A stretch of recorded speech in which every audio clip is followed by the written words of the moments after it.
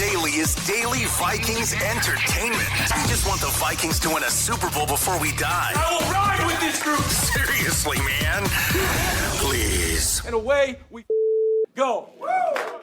All right. Welcome in to a little bonus Purple Daily here with our guy, Darren Doogie Wolfson from the 5 Eyewitness News Sports Department. He always brings a combination of information, some speculation. Cheers to you, Doogie. Hopefully Judd keeps his singing voice on the off-mic part of the conversation here. Let's start by shouting out SeatGeek here, presenting today's episode of Purple Daily. SeatGeek, Dex. That's right. You can go to SeatGeek right now for 10% off any tickets with promo code PURPLE10. That's PURPLE10, and you will get 10% off all tickets at SeatGeek. The NFL season's obviously right around the corner. You got baseball still going on. It's the #1 rated ticketing app. So now when you use SeatGeek, you can use a little promo code here from us here at Purple Daily. That's PURPLE10, and you'll get 10% off any tickets with that. It's also in the link below in our YouTube section. Shout out to SeatGeek, and go get your tickets today. Love that. Any tickets, 10% off. Right. Gophers Buffalo. Maybe use it on Gophers Buffalo.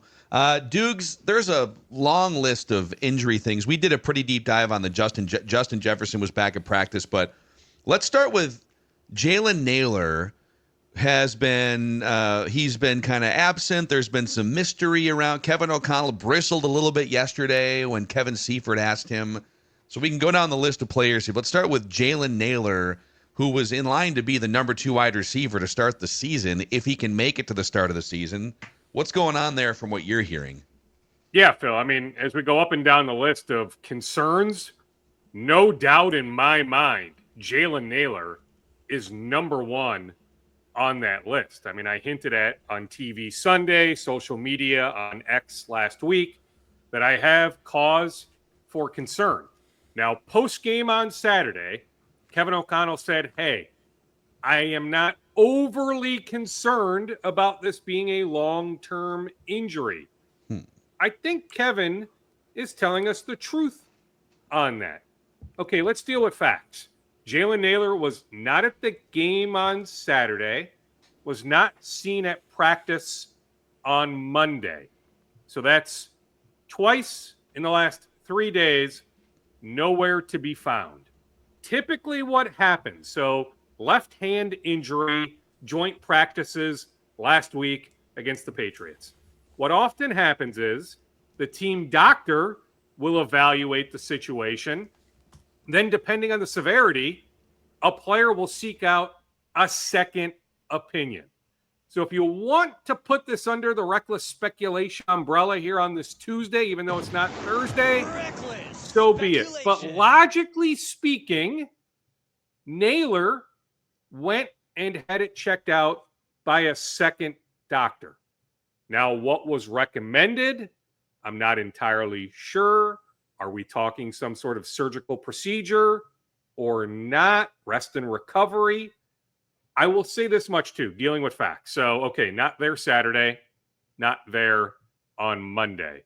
September 8th, week 1. That is a big deal for Jalen Nailor. As big a deal as for any player on the roster. Why do I say that? It's a contract year. If he has a decent year or a good year, he will position himself to get a nice contract elsewhere, not here in Minnesota, but elsewhere next March as a wide receiver 2. Now, we can debate what his ceiling is. Is he that good? What sort of money are we talking about in Jalen Nailor's world next March? But just put yourself in his shoes, his agent's shoes. That's the way you're looking at this. What can we do to get him on the field at Soldier Field on Monday, September 8th? Because no Jordan Addison weeks 1, 2, and 3, that just raises the stock for the opportunity that Nailor is going to have. Not that he can't make an impact in Dublin or in London weeks 4 and 5, in November, in December. Certainly he can, but it'll be more difficult when you're wide receiver 3. So he is the clear-cut wide receiver 2, weeks 1 to 3. That's his chance to put together a nice resume tape heading into next March. So my sense is, call it reckless speculation if you want, it is the goal to get back on the field on September 8th. Now, with a wide receiver, Judd, I see you're deep in thought. I can see it. Left hand. Any hand injury for a wide receiver, you have to be thinking, okay, pain tolerance and just the overall ability to catch the ball. Yeah. And so if Jaylen Naylor is on the field September 8th, what exactly does that look like? But I'm just telling you, Phil, no doubt in my mind, there's enough concern. I saw him. I was standing on the sidewalk when he came off the field last week. It looked like he was in a good amount of pain. And to me, that signifies, we can debate the subjectivity of significant, but a relatively significant left hand injury. Doogie, you know me so well because I have been deep in thought since about halfway through your Judd update. heard nothing that you said from 2 minutes ago. He's been He was singing thinking about the Weezer in next his head lyrics for the he had last to 6 belt out. minutes. Yeah. He was thinking about the next song he had to sing. My mother always said I had a very nice voice, so you guys can go fly a kite. So here's where I stand. Two things, okay? One is there has to be some consideration given to, like, I get wanting to come back. It's a great opportunity. But if you don't feel like you can be as effective as you should be, I think you actually could hurt yourself. Because if you're trying to play and you can't catch the football, and now teams are like, well, you're getting your chance and you can't catch the ball. And we all know that the majority of teams don't give a damn if you come back in 2 months and say, well, I was hurt. The other thing, though, is let's reverse engineer this from the Vikings standpoint. Because I feel like it's a 3-game conundrum for the Vikings, which is, okay, if Jalen pushes and says, I think I can get back, I think I can be effective. But if you're the Vikings, you're like, dude, we need to know more than you think. Like, we'll have Jefferson, it looks like. But if you're the number 2 and all of a sudden J.J. McCarthy throws you a ball, and J.J. McCarthy, as we all know, throws fastballs, and you can't hang on to the ball, which, by the way, unfortunately, Jalen's had that problem with healthy hands. So I think that this is a fascinating topic from the Vikings end, too, because this probably will determine how aggressive you are in going out and trying to trade for one, pick one up off of the waiver wire. So, like, to me, this goes so far beyond what the player wants or what the player is going to try to do. The Vikings, those first 3 games are so important.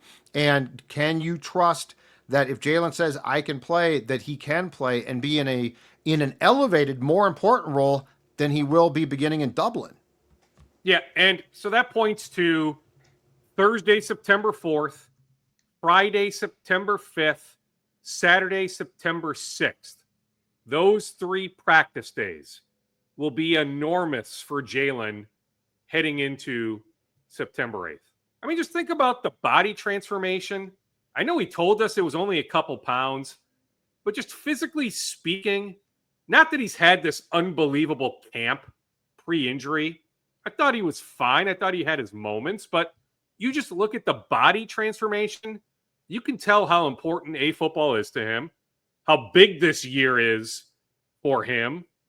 And so, like, I'm in a wait and see mode. Now, that being said, Judd, them acquiring a wide receiver, freaking absolutely on my radar. Like, I've checked on Gabe Davis because I see Gabe Davis is visiting the Steelers today. He's off to visit his former team, the Buffalo Bills, tomorrow. Well, what about potential Vikings interest? Crickets on my end. But you think about, I mean, really, the roster movement will begin on Sunday, maybe even Saturday, but certainly Sunday. I get it. 1 week from today, the official deadline to get down to 53. But there are all sorts of teams that may have an extra receiver. Like Tampa, to me, is loaded at wide receiver. Heck, there may be an opportunity for former friend Daniel Jones. He wins the job in Indianapolis. There may be a wide receiver in Indianapolis that is attainable. So very, very, very much on my radar, the potential of the Vikings making a move Sunday or Monday, perhaps the morning of next Tuesday, 1 week from today. But I'm just telling you, like, I don't foresee Jalen doing anything the rest of this week. Next week seems like a long shot, but I'm not ready to sit here and opine that September 8th is completely off the table. Dukes, let's talk about a couple of the key defensive players here. The safeties, both Harrison Smith, who continues to be absent from practices with an illness, and Josh Metellus. When you and I were watching, I think we were standing there next to each other, or we were a little bit before that when Metellus went up in the joint practice, came down that Hail Mary, and he was like leaning to his left, walking off the field gingerly, and it looked like, I don't know, I was like, did he dislocate his shoulder? But Judd reports he was back at practice yesterday, so maybe a bullet dodge with Josh Metellus. What's going on with Harrison Smith? Yeah, bullet absolutely dodged on Metellus. In fact, post-practice that day after the joint practice with the Patriots, he was signing autographs. Now, he told me, hey, I'm going inside to get it checked out just to be sure, but I feel okay. So stinger, whatever it is, but yes, him being on the field Monday, it seems like the idea of a dislocated left shoulder, thankfully off the table. That all signs point to Josh Metellus being just fine. Harrison Smith, okay, I'll admit, interesting. Yeah, it's one thing to miss the joint practices last week with an illness, and I'm led to believe it's absolutely an illness, but okay, now 4 days later, nowhere to be seen on Monday. So then the light bulb goes off. It's like, okay, what the heck kind of illness is he battling? Here's what I'm told, that there is nothing to worry about when it comes to September 8th. I even had the thought, is it possible, as he's sitting at home, was he having second thoughts at all about playing a 14th year? No. That was shot down. I threw that out there. I was told, heck no. Harrison Smith freaking loves Brian Flores. He loves the ceiling for this team. He sees the potential. Harrison Smith is all in on 2025. So it is a legit illness that there's no reason to really push it.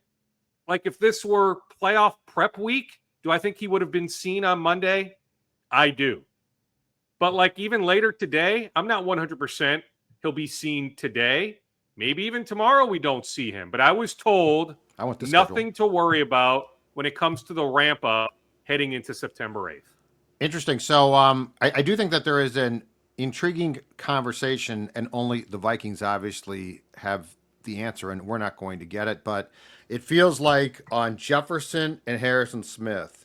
Now, Jefferson definitely did tweak his hamstring, I think. I believe that.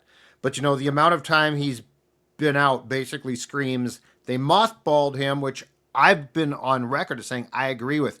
But before he got sick, Harrison Smith was getting a bunch of vet days.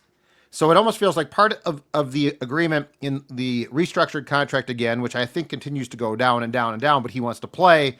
I think part of the agreement was probably, you know, dude, you're in great shape. You keep yourself in shape. You're not going to learn. Like, there's nothing about this defense now that's going to surprise you.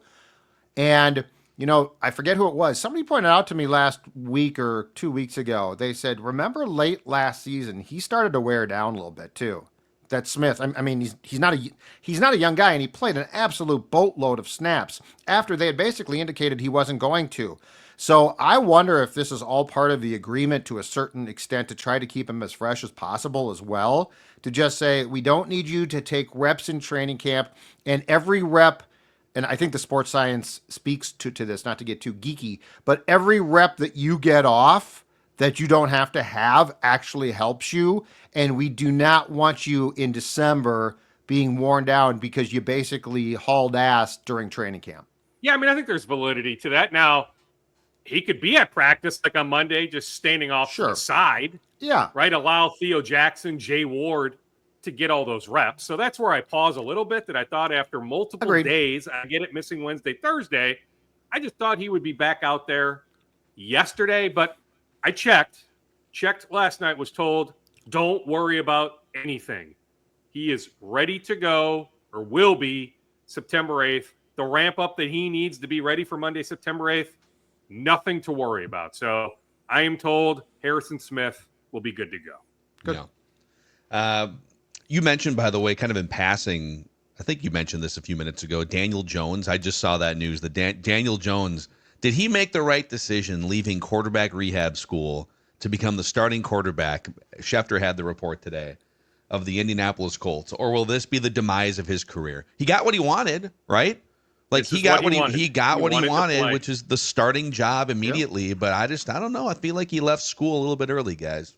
Well, I mean, what I was told, what we were told in March was he loved it here, but he chose Indianapolis because there was a much easier path to immediate playing time. That it wasn't going to happen here.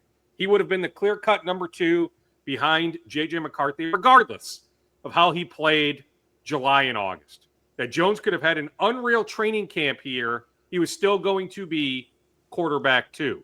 Well, what we were told in March has come to fruition, that he will have an opportunity. Now, how long is the leash? How soon do they go back to Anthony Richardson?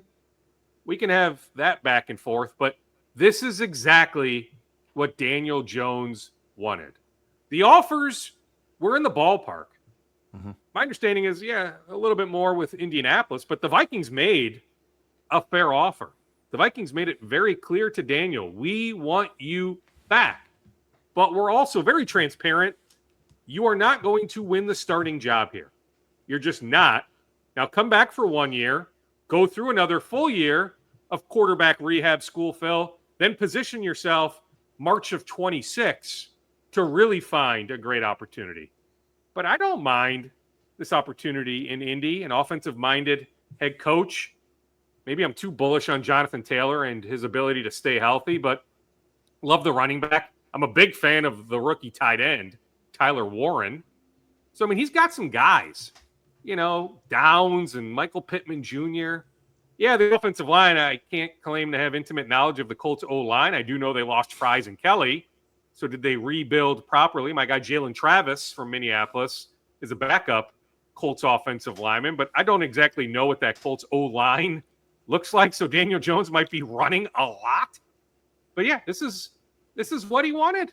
So yeah, I mean, good for Daniel Jones. And hey, in terms of a compensatory pick, good for the Vikings, right? Yeah. I mean, he plays that much more. They can get a 4th-round pick next April versus a later round pick. I'm thinking again, like the wheels are turning. Let me say this.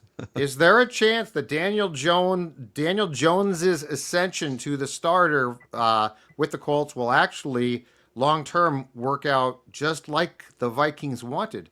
Because we've been saying, we've talked about this, Anthony Richardson, who, by the way, has his shortcomings, but has been mishandled there. Like he has not been well coached. I'm sorry, if you don't know not to take yourself out of a game because of a long run, that's on you, but it's also on the systematic structure that you're coming from. Anthony Richardson would be an ideal QB rehab school guy here. And I think O'Connell does like him. I know that the accuracy is a big talking point. Unless I was lied to, Judd, yeah, they had a very healthy opinion of Richardson at the draft. Yes, at the draft, and we all saw after the game here last year when O'Connell was mic'd up, and he's basically like, "You are good, guys love you, don't worry about it." I think he'd be a really, and this would probably be a 2026 thing, but I think he would be a really interesting guy to get for relatively cheap. Have him come here and be sort of forgotten about completely and get his act straight. I would nominate him for my next real quarterback rehab school O'Connell pupil. Like literally the next? Because like I'm thinking Joe Flacco wins the job in Cleveland. Can you go trade for Kenny Pickett? So I'm not dismissing Pickett the would help possibility, but when you say literally the next, I'm saying like there might be somebody before Richardson. Well, my thought is this. There's different this course has different structures. It's got different, like it's got tier 1, which is the great QB rehab school package. It's got tier 2. Gold, that's the platinum, the gold. Exactly. Thank you. Yes. So there's the night classes too, which are more convenient for. And that's what Jones took, and then he skipped out. Yeah. But like Darnold was in the gold, right? Like he got the full car wash thing. I feel like Pickett would be picked up, and he would be a backup here, but he'd get more of the platinum package. But I'm saying, I think, in my opinion at least, Kevin O'Connell, like thinks that Richardson really had something. Can't say that about Pickett. And so that's where I think if you came here and sat for a year and got the full experience, that you would have a chance to pull the Darnold, which is a career turnaround that gets you paid elsewhere. Yeah. I mean, Fair, I will say this, though. I'm just telling you, the Richardson interest was there. So I don't know why it would be wavering right now. So, Just maybe it's more next off season. So maybe it's reckless in this moment. But, yeah, I like your line of thinking. Yeah, it's a next offseason thing probably because it's not like Daniel Jones might short circuit after 3 weeks and now they're back to Anthony Richardson, but it's probably a reset next year situation. But I still feel like to be admitted into quarterback rehab school, you have to have like a certain ACT score to get into certain colleges. You have to have a certain level of accuracy to even be able to sit in the system in the car and drive it. And in 11 games started last year, Anthony Richardson completed 47% of his passes, which is brutal. 60% is low in today's NFL with how just much easier it is to operate as a quarterback. But yeah, like as a buy low candidate, even from a Kwesi standpoint, he loves the Jeff Okudah, Sam Darnold, the first and second round picks that never quite came to fruition. More on this, and also Doogie caught up with one of the rising stars of training camp, a Mr. Mankato finalist from our main episode earlier today.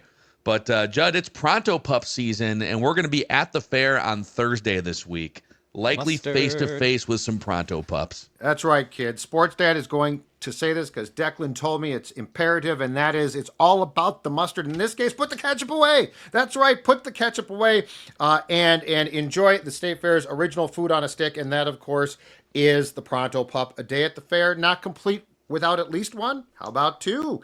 Founded in 1947, or three, by the Carnes family. 8 great locations throughout the fairgrounds for Pronto Pups. Go with 10. Yeah, go with as many as you want. Pronto Pup fingers. You want to play a game of Pronto Pup fingers? Enjoy them. Yes, the Pronto Pup, make sure that you support these fine folks who do such great work. And don't forget to stop by the Score North booth right by the grandstand at the fair and pick up your very own Judd on a stick. That's right, not just Pronto Pups on a stick, Judd on a stick as well. Does it get any better than that? Pronto Pups, appreciate their support. And then if you feel like, I just got, I had too many Pronto Pups and I got some Pronto Pup caught in my teeth. Well, Park Dental is here to help you clean the Pronto floss Pup before you go to Park teeth. Dental. No, just go in. They got floss. They won't shame you too much. They didn't shame me. I had not got, when I started with Park Dental a little over a year ago, I guess, I had not been to a dentist in like 18 months. So you're supposed to go every 6 months, but I was without a dentist for a while and having a hard time figuring out where to go. Well, Park Dental, they didn't shame me, and I appreciate them for that. And they helped me just like they've been helping people in their teeth for over 50 years in Minnesota and Western Wisconsin. Very convenient hours, too. Most practices open at 7 a.m., so you can get in there before work. And some practices are open, most of them, until 8 p.m. at least one night a week for the late night crowd. Go to parkdental.com to schedule your checkup. That's parkdental.com. Dukes, let's you talked to Elijah Williams a few days ago at training camp. Morgan State's finest. He would be the second, well, maybe the most prominent former Morgan State Viking, depending on what you think of Visante Shenko. But he's kind of gone from, he was a tryout guy, not even a prior to UDFA. He was a tryout guy. And it looks like to us, with Levi Drake Rodriguez missing time via whatever the injury is the last week and a half, Elijah Williams might make this team. He might, yeah. I mean, Levi Drake Rodriguez, ankle issue, yet to be told it's some sort of lengthy concern type situation. But sure, that just gives that much more of an opportunity to the undrafted free agent. He came here on a rookie tryout. Like, he wasn't even signed before rookie camp. Coach Dixon, the Vikings D-line coach, heavily recruited him. And it's worked out. That dude can ball. That dude can play. He's gotten some national attention. I'm to the point of wondering, can you get him through waivers? Like, do you get him through? Because ideally, I think he's on the practice squad with an opportunity to elevate, to, get some game action at some point. But, like, I don't know. Like, does he get claimed? Do you need to put him on the 53, man? But, yeah, I mean, number 99, impressive. And, yeah, I mean, just how happy he is. Like, just this genuineness about him. It was a fun conversation. It was brief, but just to see how much fun he's having. But yeah, I mean, he is good.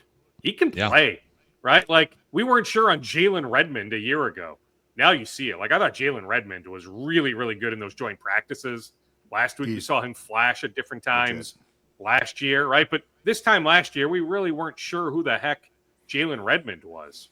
Well, we saw he can play. And so the Vikings know what they're doing, too, at that position. But, yeah, I'm to the point, Judd. I don't know. Do you get Elijah Williams through waivers? I'm not sure. I'm not sure that you need to. I mean, you could maybe put just flat out on the 53 man. Yeah, and you could possibly put Levi Drake Rodriguez on the short-term IR for 4 weeks as well to buy yourself time. I mean, I don't know he gets claimed, but Elijah, I mean, this guy's been super impressive. I will say this would be hard to research and quantify, but I would love to know this. Since Kwesi started in 2022, does any team have any close to the ratio of UDFAs to draft pick success as this team does? Because it feels like they continue to just hit on these guys who fall through the draft, and yet the draft itself has not been exactly fruitful on a regular basis. I think that there would be a really interesting study because it feels like the Vikings are saving themselves in lots of cases because they don't just sign UDFAs that might make the roster. Some of these guys are contributing now. So it's a really interesting dynamic when your draft is like, it's not great. But then you go out and you do a pretty damn good job of finding guys that fell through the entire draft. Yeah, so Ivan Pace Jr. Yep. Do we put Jalen Redmond in that category? Suppose maybe we could. Like, even right now, like Zamaya Vaughn, Dwight McLaughlin, right? Yeah. Nudie. Like, he's going to make the 53 man. So, yeah, I mean, Vaughn, Batty, Urasek, Brown, right? I mean, guys that look like players of nothing else. Brown, the offensive lineman. I mean, they have some interesting decisions to make. Now, I think in an ideal world, a few of those guys are on the practice squad, not the 53 man. But yeah, they do a really good job. Like, the more I watch Zamaya Vaughn, number 34, the cornerback. Yeah, I agree. Well, the heck wasn't he drafted? Then obviously Max Brosmer, right? I mean, Brosmer is going to be here. That's another conversation. Do you get him through waivers? He's on the practice squad, or is he on the 53 man? But clearly the idea is Max Brosmer is going to be here come next Wednesday. And so what exactly does that look like? So yeah, that would be a fascinating exercise to do it, to say, okay, they hit on this number of undrafted free agents, but didn't hit on this number of draft picks. But they have to be up there. Yeah, in a 4-year run here. Yeah, I mean, they certainly have hit on guys post-draft. There is no denying that. Darren Doogie Wolfson. Any other final Vikings nuggets for the road here for us?